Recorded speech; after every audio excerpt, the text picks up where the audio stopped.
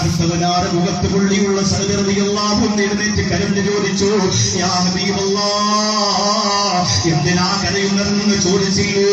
നബിയെ, എനിക്കാരും പെണ്ണ് തരുന്നില്ല നബിയെ, എനിക്ക് സൗന്ദര്യവും സമ്പത്തും ഇല്ലല്ലോ നബിയെ. അല്ലാഹുവിന്റെ റസൂലിനെ ഇഷ്ടപ്പെടുന്ന പ്രിയപ്പെട്ട സഹാബി അങ്ങനെ പറഞ്ഞപ്പോ കുഞ്ഞാര ഹബീബിന്റെ മനസ്സൊന്ന് പൊട്ടിപ്പോയി. അല്ലാഹുവിന്റെ റസൂൽ പറഞ്ഞു, സഅദേ, ഇവിടുത്തെ ഏറ്റവും വലിയ കാശുകാരനായ അംറുണ്ടല്ലോ, ആ അംറിന്റെ ഒരു സുന്ദരിയായ മോളുണ്ടല്ലോ, അംറിന്റെ മോളായ റുഖിയ എന്ന പൊന്നുമോളെ നിനക്ക് തരാ. ഞാൻ പറഞ്ഞത് പറയാൻ ഓടുകയാണ്. സന്തോഷത്തോടെ ഓടിപ്പോയി കറുത്തവനായ സഅദ് റളിയല്ലാഹു അൻഹു അല്ലാഹുവിന്റെ റസൂൽ പറഞ്ഞതാ. അംറെന്ന മുതലാളിയുടെ കൊട്ടാരത്തിന്റെ അകത്ത് പോലെ വാതിൽ പൊട്ടി തുറക്കുമ്പോ ചോദിച്ചു, നിങ്ങളുടെ പൊന്നുമോളെ എനിക്ക് നിക്കാഹ് ചെയ്തു തരാൻ ആരംഭ റസൂൽ പറഞ്ഞതാണ്. അംർ റളിയല്ലാഹു അൻഹു പറഞ്ഞു, എന്തേ സഅദേ നീ പറയുന്നത്? നീ കറുത്തവനല്ലേ, നീ പണമില്ലാത്തവനല്ലേ, എന്റെ പൊന്നുമോളുടെ സൗന്ദര്യം നിനക്കറിയോ? ഈ മക്ക മുഴുവനും കൊതിക്കുന്ന സൗന്ദര്യമാണ് എന്റെ പൊന്നുമോൾക്കുള്ളത്. സഅദ് റളിയല്ലാഹു അൻഹു പറഞ്ഞു, എന്നാ വേണ്ട, അല്ലാഹുവിന്റെ റസൂൽ പറഞ്ഞുകൊണ്ട് വന്നതാണ്. വരണ്ടായിരുന്നു തമ്പുരാനെ, എനിക്ക് ആര് പെണ്ണ് തരാനാണ്? എനിക്ക് സൗന്ദര്യമില്ലല്ലോ, ഞാൻ കറുത്തവനാണല്ലോ എന്ന് പറഞ്ഞ് കരഞ്ഞുകൊണ്ട് ഇറങ്ങി വരുമ്പോ അംർ റളിയല്ലാഹു അൻഹുവിന്റെ വീട്ടിന്റെ അകത്ത് നിന്നൊരു കരച്ചിൽ കേൾക്കുകയാണ്. അംർ റളിയല്ലാഹു അൻഹു പോയി നോക്കുമ്പോ പൊന്നുമോള് റുഖിയ ഇരുന്ന് കരയുന്നു. എന്റെ പ്രിയപ്പെട്ട ഉപ്പാ, നിങ്ങൾ ആരെയാ പറഞ്ഞു വിട്ടതെന്നറിയോ? അല്ലാഹുവിന്റെ റസൂൽ പറഞ്ഞു വിട്ട മണിമാരനെയല്ലേ. അത് കറുപ്പിനിക്കട്ടെ, അത് വൈകല്യമുള്ള ആളാകട്ടെ, എന്റെ ഭർത്താവായിട്ടിരിക്കുന്ന സഅദ് മതി വാപ്പാ, സഅദ് മതി വാപ്പാ. ഈ സൗന്ദര്യമൊക്കെ അല്ലാഹു തരുന്നതല്ലേ വാപ്പാ. അംർ റളിയല്ലാഹു അൻഹു മോളെ പിടിവാശി കണ്ടപ്പോ ഇറങ്ങി ഓടുകയാണ്. പോകല്ല സഅദേ, കരഞ്ഞുകൊണ്ട് പോകുന്ന സഅദിനോട് പറയുന്നു, കരയല്ല സഅദേ, പോകല്ല സഅദേ. അല്ലാഹുവിന്റെ റസൂലിനോട് പോയി പറയല്ല സഅദേ, എന്റെ മോൾക്ക് നിന്നെ നിക്കാഹ് കഴിക്കാൻ സമ്മതമാണ്. സഅദ് റളിയല്ലാഹു അൻഹു കണ്ണീര് തുടയ്ക്കുകയാണ്, ഓടി ചെല്ലുകയാണ്. യാ റസൂലല്ലാഹ്, സമ്മതിച്ചു നബിയെ, സമ്മതിച്ചു നബിയെ, അത്ര സുന്ദരിയാണ്. മക്കയിൽ ആർക്കും അങ്ങനെ ഒരു സുന്ദരിയെ കിട്ടിയിട്ടില്ല നബിയെ. ഈ കറുത്ത സഅദിന് ഒരു സുന്ദരിയാണ് കിട്ടാൻ പോകുന്നത് നബിയെ. പക്ഷെ അല്ലാഹുവിന്റെ റസൂലേ, ഒരു കാര്യയ്ക്ക് പോലും വാങ്ങാൻ ഗതിയില്ലാത്ത ഞാൻ എന്താണ് എന്റെ പ്രിയപ്പെട്ടവർക്ക് മകൾ കൊടുക്കുന്നത് നബിയെ?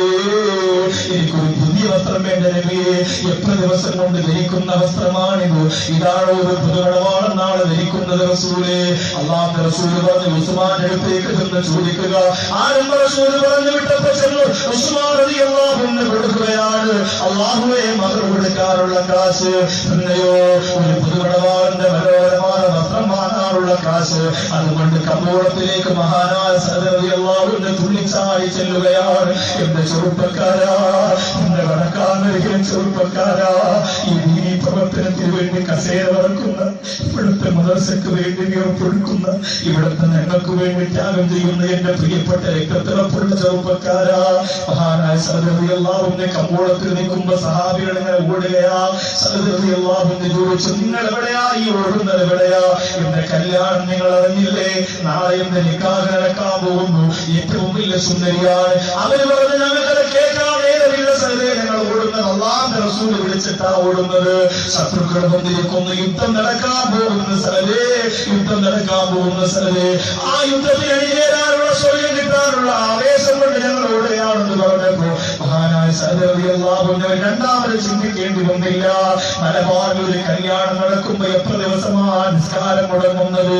മലബാറിൽ ഒരു കല്യാണം ആമാകം നടക്കുമ്പോ എത്ര ലക്ഷമാണ് പൊടിച്ചു കളയുന്നത്?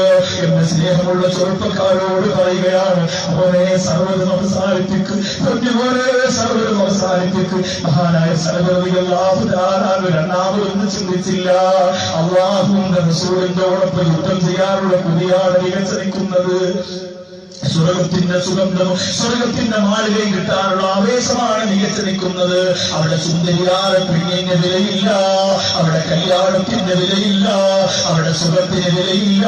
മഹാനായ സഅദ് റളിയല്ലാഹു തആല ആ കാശ് കൊണ്ട് ഒരു വാട് വാങ്ങുകയാ, ഒരു പരിച വാങ്ങുകയാ. അപ്പോഴാണ് സഅദ് റളിയല്ലാഹു അൻഹു ചിന്തിച്ചത്, അല്ലാഹുവേ, എന്നെ കണ്ടാൽ അല്ലാഹുവിന്റെ റസൂൽ യുദ്ധം ചെയ്യാൻ സമ്മതിക്കൂല, ഒരിക്കലും സമ്മതിക്കൂല. നീ മണവാളനാണ്, ഒരു പെണ്ണ് മനസ്സുകൊണ്ട് കൊതിച്ചിരിക്കുക. അതുകൊണ്ട് ഇറങ്ങുന്ന സ്ഥലത്ത് അല്ലാഹുവിന്റെ റസൂല് പറഞ്ഞ റസൂല് പറഞ്ഞ പിന്നെ അതിനപ്പുറത്തേക്ക് സ്ഥലമില്ലല്ലോ. അല്ലാഹുവിന്റെ റസൂല് അറിയാതിരിക്കാൻ ഒരു മുഖം മൂടി ബാക്കി കാശുകൊണ്ട് അല്ലാഹുവിന്റെ വാങ്ങുകയാണ്. എന്റെ വടക്കാങ്കരയിലെ മലബാറിന്റെ തീരത്തെ ചെറുപ്പക്കാർക്ക് വേണ്ടി പറയാണ്, പൊന്നുപോലെ അല്ലാഹു തന്ന ആരോഗ്യം അത് പടച്ചവൻ തന്നെ തിരിച്ചു കൊടുത്തരെ. സ്കരിച്ച് നോമ്പ് പിടിച്ച് ഭാരത്ത് ചെയ്ത് അല്ലാഹുവിന്റെ സ്നേഹം തിരിച്ചു വാങ്ങിക്കോ ചെറുപ്പക്കാരാ. അല്ലാഹുവിന്റെ മുഖം മൂടി ധരിക്കുകയാണ്. വലത്തേ കൈയോടെ പിടിച്ച വാഴത്തെ കൈയിൽ പരിചയ വെച്ചിട്ട് അല്ലാഹുവേ സഹാബത്തിനോടൊപ്പം ആവേശത്തോടെ യുദ്ധത്തിന്റെ രാഗണത്തിൽ ചാടി ഇറങ്ങുമ്പോ എല്ലാവരും നോക്കുകയാണ്, ആരാണ് ആ മുഖം മൂടി ധരിച്ച മനുഷ്യനാരാ, ആ മുഖം മൂടി ധരിച്ച മനുഷ്യനാരാ? അതാണ് വില്ലനാണ്, ഭീഷുദേശുവാണ്, വീരാണ്, വീരനാണ്. എന്തൊരു ധൈര്യമാണ്! എത്ര ശത്രുക്കളെയാണ് ശിരസറ്റ ബന്ധങ്ങൾ യുദ്ധത്തിന്റെ രണഭൂമിയിലൂടെ തമിട്ട് വീട്ടുന്നത്! എത്ര തൗഫീഖുള്ള യോദ്ധാവാണ്, എത്ര കഴിവുള്ള യോദ്ധാവാണ്! മുഖം മൂടി ധരിച്ചുകൊണ്ട് ലാ ഇലാഹ ഇല്ലല്ലാഹ് അല്ലാഹു അക്ബർ എന്ന് പറഞ്ഞ് പടവലിൽ കൊണ്ടിരിക്കുകയാ. എന്റെ പ്രിയപ്പെട്ട ചെറുപ്പക്കാരാ, ആ യുദ്ധം കഴിഞ്ഞു പോയപ്പോ ആരംഭ റസൂലിന്റെ മുമ്പിലേക്ക് ശുഹദാക്കളുടെ ശരീരം കൊണ്ടുവെക്കുകയാ. ഇതിന്റെ സഹാബിയാണ് നബിയെ, ആ ഭാഗത്തിൽ കിടന്ന ശരീരമാണ് നബിയെ, രക്തത്തിൽ കുളിച്ചു കിടന്ന ശരീരമാണ് നബിയെ. അങ്ങനെ ഓരോന്നുകൊണ്ട് ആരംഭ റസൂലിന്റെ മുമ്പ് വെക്കുമ്പോ ഒരു സഹാബി ഒന്ന് പറയുന്നു, യാ ഹബീബല്ലാഹ്, യുദ്ധം തുടങ്ങിയത് മുതൽ നിങ്ങൾ ശ്രദ്ധിച്ചതാ, മുഖം മൂടി ധരിച്ച ഒരു മനുഷ്യനെ നിങ്ങൾ ശ്രദ്ധിച്ചതാ. പക്ഷേ നബിയെ അതാരെന്ന് നിങ്ങൾക്ക് മനസ്സിലായില്ല. ആ മുഖം മൂടി ധരിച്ച തലയതാ യുദ്ധത്തിന്റെ ഒരു ഭാഗത്ത് രണഭൂമിയുടെ ഒരു ഭാഗത്ത് ധരിച്ചു കിടക്കുന്ന നബിയെ. ആ സഹാബിയുടെ ഒരു കൈ ഒരു ഭാഗത്ത് കിടക്കുന്ന നബിയെ, ആ സഹാബിയുടെ കാലൊരു ഭാഗത്ത് കിടക്കുന്ന നബിയെ. അല്ലാഹുവിന്റെ റസൂൽ പറഞ്ഞു, അതാരാണ്? ഒത്തു ഹബീബിനെയും കൊണ്ട് സഹാബികളാ രണഭൂമിയിൽ കടന്നു ചെല്ലുന്നു. അല്ലാഹുവിന്റെ റസൂൽ ആ മുഖം മൂടി ധരിച്ച സഹാബിയുടെ അടുത്തേക്ക് ചെന്നിട്ട് ആ മുഖം മൂടി എങ്ങോട്ട് എടുത്തു മാറ്റുമ്പോ ആരംഭ റസൂലിന്റെ കണ്ണുകളിൽ നിന്ന് കണ്ണുനീര് അണക്കെട്ട് പൊട്ടുമ്പോൾ പൊട്ടി വിടുമ്പോ അല്ലാഹുവിന്റെ റസൂൽ പറയുകയാണ്, ഇതെന്റെ സൈഡല്ലേ, ഇതെന്റെ സൈഡല്ലേ, ഇതെന്റെ സൈഡല്ലേ, ഇതെന്റെ സൈഡല്ലേ. അല്ലാഹുവിന്റെ റസൂൽ വാരി കൂട്ടിക്കൊണ്ടുവരികയാ. എന്റെ പ്രിയപ്പെട്ട ചെറുപ്പക്കാരാ, തോന്നിവാസം ചെയ്തിട്ട് സ്വർഗം ചോദിച്ചാ പോരാ, പരിശ്രമിട്ട് സ്വർഗം ചോദിച്ചാ പോരാ, നിസ്കാരം കളാക്കിയിട്ട് സ്വർഗം ചോദിച്ചാ പോരാ, അഹൽവത്തിന് ചവിട്ടി തേച്ചിട്ട് സ്വർഗം ചോദിച്ചാ പോരാ. അല്ലാഹുവിന്റെ റസൂൽ അവിടെ രണ്ട് അത്ഭുതമാണ് കാണിച്ചത് ചുരുക്കുകയാ. മുത്ത് നിമിതങ്ങൾ നിന്റെ പാദവരിൽ ഇങ്ങനെ ഉയർത്തി വെച്ചാ നടന്നുപോയത്. സഹാബികൾ ചോദിച്ചപ്പോ ആരംഭ റസൂൽ പറഞ്ഞത്, ഈ സഅദിന്റെ ഖബറടക്കം കാണാൻ സഅദിന്റെ ജീവിതത്തിന്റെ അവസാന സമയത്ത് വാനലോകത്തുള്ള സർവ്വമലക്കുകളും ഈ മണ്ണിലേക്ക് ഇറങ്ങി വന്നു. സഹാബത്തെ ആ ഈമാന്റെ മുന്നിൽ അവർ തോറ്റുപോയി സഹാബത്തെ, ആ പവറിന്റെ മുന്നിൽ അവർ തോറ്റുപോയി സഹാബത്തെ. അതുകൊണ്ട് മലക്കുകൾക്ക് നിൽക്കാനിടമില്ലാത്തത് കൊണ്ട് ഞാൻ എന്റെ കാലിന്റെ പാരം ഉയർത്തിക്കൊടുത്തതാ. അല്ലാഹുവിന്റെ റസൂലേ, അങ്ങ് സഹോദരികളുടെ കഷണങ്ങളാണ് ശരീരത്തെ ഖബറിന്റെ അകത്ത് ഇറക്കി വെച്ചപ്പോ ചിരിച്ചതെന്തിനാ? എന്തിനാ നബിയേ ചിരിച്ചതെന്തിനാ നബിയേ? ഇവന്റെ കണ്ണുകളോടെ പുഞ്ചിരിച്ചതെന്തിനാ? അല്ലാഹുവിന്റെ റസൂൽ പറയുകയാ, ആര് മരണപ്പെട്ടാലും അവർ പരലോകത്ത് സ്വർഗത്തിലെത്തുമ്പോഴാണ് അവർക്ക് ഹൂറികളെ അല്ലാഹു കൊടുക്കുക. പക്ഷേ ഇവിടത്തെ ഏറ്റവും വലിയ സുന്ദരിയായ പെണ്ണിനെക്കാളും അല്ലാഹു ഒരു സ്ഥാനം കൊടുത്തുപോലെ സാധിക്കുന്നു.